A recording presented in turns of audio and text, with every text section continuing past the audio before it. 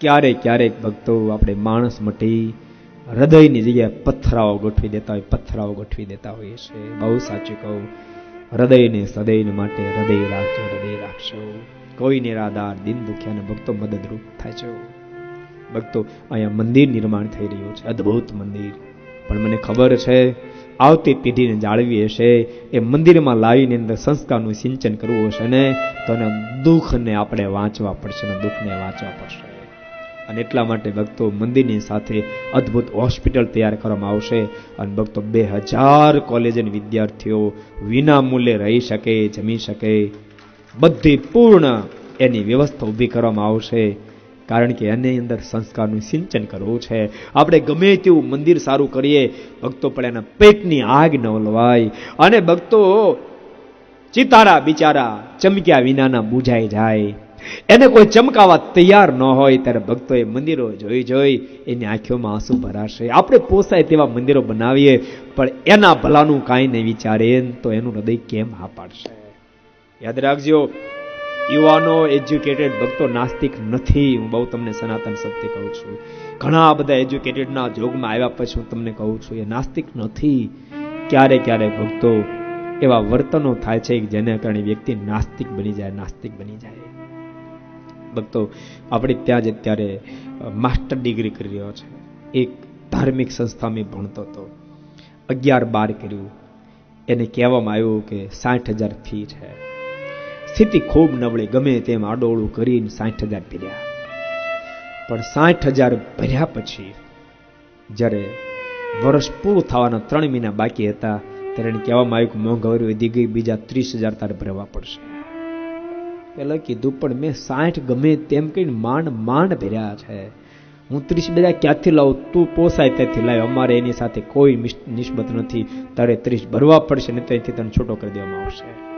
12માં ભણતો હતો, ભણતર બગડે તેમ હતું. પોતાની માના ઘરેણા બિચારે વેચી નાખ્યા. અને ભક્તો 30,000 રૂપિયા ભરી અને 12મું કર્યું તો ખરો, પણ નાસ્તિક થઈ ગયો. એના પોતાના શબ્દ, મને કે ગુરુ નાસ્તિક થઈ ગયો. મને તમામ સાધુ પરથી વિશ્વાસ ઉઠી ગયો, તમામ ધાર્મિક સ્થાન ઉપરથી વિશ્વાસ ઉઠી ગયો. અમરેલીની અંદર પછી મેં કોલેજ કરી, પણ કોલેજના છેલ્લા વર્ષમાં હતો. અને એક દાડો હું આમ સિરિયલ જોતો હતો અને એમાં ટીવીની અંદર અમરેલીની કથા ચાલતી હતા પડી.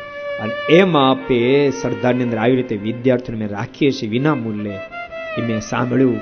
પહેલા તો મને હા ન પડી કે લોકો વાતો કરે, દુનિયાને તૂતવા હાટું કોઈ ન રાખે. પણ તોય મનમાં એમ થયું કે મારે માસ્ટર કરવું છે. જો મને રહેવાની વ્યવસ્થા થઈ જાય તો મારું માસ્ટર થશે. એટલે હું સરદાર આવ્યો. મને કે આપતો નહોતા, પતિત પાવન સ્વામી મળ્યો અને મેં કીધું સ્વામી મારે અહીં રહેવું છે તો મને રહેવાની વ્યવસ્થા થશે? અને સ્વામી કોઈ આર્ગ્યુ કર્યા વિના તુરંત મને હા પાડે કે પ્રેમથી તો આવી જા, તારે રહેવા જમવાની બધી જ વ્યવસ્થા અહીં થઈ જશે. અને અહીંયા આવ્યો. હું કહું છું આજ હું એમ માનું છું ભગવાન જેવું તત્વ છે એને મારી આ વ્યવસ્થા કરી આપી. ભક્તો એજ્યુકેટેડ નાસ્તિક થઈ રહ્યા છે, એમાં ક્યાંક આપણે થાપ ખાઈ રહ્યા છીએ. ધાર્મિક સ્થાન અંદર ભક્તો કરોડો રૂપિયા ક્યાં નાખવા એની જગ્યા ન હોય તો પણ રૂપિયા. જમવું છે 80 રૂપિયા ડીશના લાગશે, ઉતારો જોઈશે 400 રૂપિયા, 500 રૂપિયા, 1000 રૂપિયા રૂમના લાગશે. ભક્તો દુનિયા નાસ્તિક ન થઈ જાય થાય છે બીજું.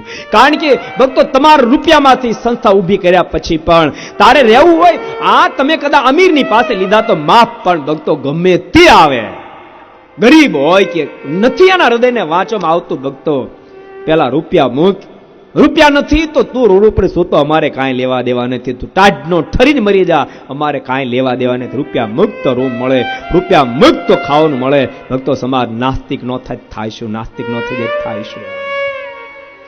સાચું કહું છું ભક્તો, કોઈની ટીકા માટે નથી કહેતો, પણ વાસ્તવિક ચિત્ર આ છે. આજ તમે જો, તમે એક કદમની અંદર કેમ રૂપિયા આવે. ભક્તો બહુ સતત એમ માનું છું, અને હું જીવું ત્યાં સુધી ભક્તો નહીં થવા દઉં.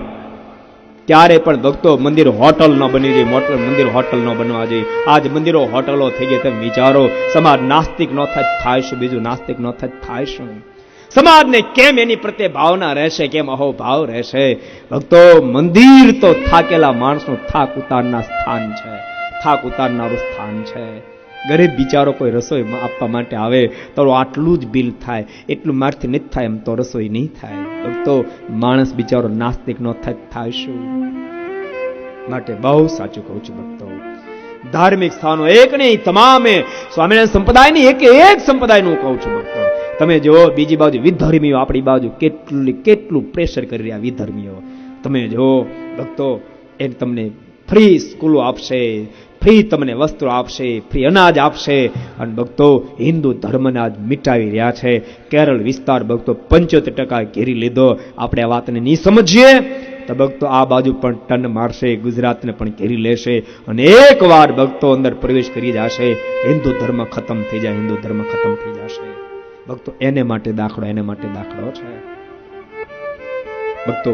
એ તો આ સ્થાન જ્યારે ઊભું થશે ને ત્યારે તમને ખબર પડશે. અને યાદ રાખો, અને તમે ટાઈમ, મંદિર તો ભક્તો શરૂ થયા પછી 5-7 વર્ષ ચાલશે, પણ આવતા સેમિસ્ટરમાં એ વિદ્યાર્થીઓની ફ્રી રહેવાની વ્યવસ્થા થઈ જશે, જમવાની વ્યવસ્થા આવતા સેમિસ્ટરમાં ભક્તો વિદ્યાર્થીને મોકલી શકશો. સરદારમાં ભક્તો અમારી કેપેસિટી છે એના કરતાં વધારે વિદ્યાર્થી, નવી હોસ્ટેલ અમે 2000 વિદ્યાર્થીને બનાવવાના છે.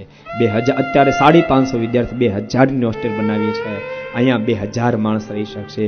જગન્નાથપુરીમાં પણ 2000 સ્ટુડન્ટો ભણી શકશે. મુંબઈમાં 8 એકર જમીન લેવાની, એમાં પણ ભક્તો 2000 કોલેજ વિદ્યાર્થી ભણી શકશે. તમારું છે ને ભક્તો, તમારે માટે વાપરી, તમારું છે ને તમારે માટે વાપરીએ છીએ.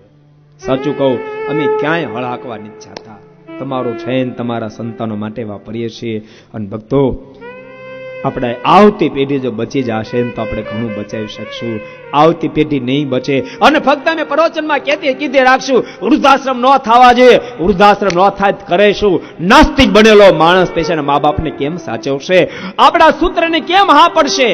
પિતૃદેવો ભવ, ગુરુદેવો ભવ, માતૃદેવો ભવ. ભક્તો એ સૂત્રને હા પડાવીએ છે તો પ્રથમ એમને સંતમાં પ્રેમ થવો પડશે, એને પ્રથમ ધાર્મિક સ્થાનોમાં પ્રેમનું નિર્માણ થવું પડશે. નાસ્તિક બનેલો વ્યક્તિ એના મા બાપને વૃદ્ધાશ્રમ નહીં મૂકવા જાય કરશે શું? ભક્તો, વાત એકલી નહીં ઊભી રહે, વાત એકલી ઊભી નહીં રહે.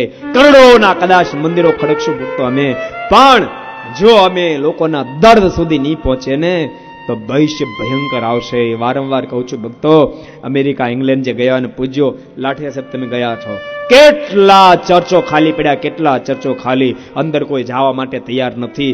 ચર્ચમાં ભક્તો તમને નહીં મનાય, અરે દારૂની કલબો શરૂ થઈ ગઈ, દારૂની કલબો શરૂ થઈ ગઈ છે, નથી લોકોને જવું હવે ચર્ચમાં. એમ ભક્તો, અહીંયા પણ તમે મહેલ જેવા કદાચ મંદિરો બનાવશો, પણ એને હોટલોના રૂપમાં જો ફેરી નાખશો ને તો એક દાડો યાદ રાખજો, એ પણ કલબ જેવી સ્થિતિમાં આવીને ઉભા રહી, કલબ જેવી સ્થિતિમાં આવીને ઉભા રહી જશે. જો સમાજના પ્રશ્ન આપણે નહીં સમજીએ તો. આ એક માટેની, સર્વને માટે ભક્તો કહું છું, બધા જે કોઈ સાંભળતા હોય, હું દ્વેષથી નથી કહેતો, આપણી પાસે ઠાકોરજી આપ્યું છે તો સમાજને આપો, એનું આપેલાને પાછું આપો. સમાજ ખૂબ સુખી થાય એનું અનુસંધાન રાખો. ગમે તેટલી મોટપ પ્રાપ્ત થયા પછી પણ ભક્તો નાની વ્યક્તિના દુઃખને સમજતા શીખો. બીજાના દર્દને વાંચી શકે ભક્તો એ જ મહાન બની શકે. બીજાના દર્દને વાંચી શકે, બીજાના દર્દને વાંચતા શીખજો.